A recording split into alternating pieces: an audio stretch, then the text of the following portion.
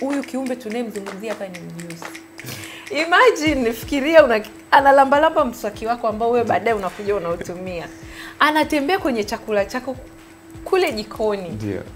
Na mjusi huyu anasababisha kifo.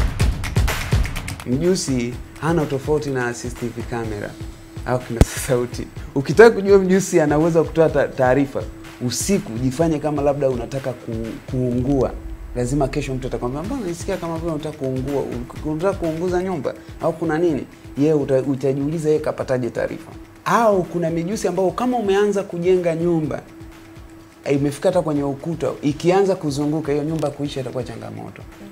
Okay. Mjusi wa kuagizwa ambaye anasababisha nuksi na kuwepo ndani ya nyumba, kelele zishi ndani ya nyumba, amani hakuna, kile unachokifanya hakuna, ni ule mjusi kafiri. Yeye anakuwa kama na rangi ya shaba fulani. Kila unapokuta labda mjusi ameanguka chali au amekufa chali, ni ngumu sana mtu kupata ujauzito. Unajua mjusi kimua ni mbaya sana.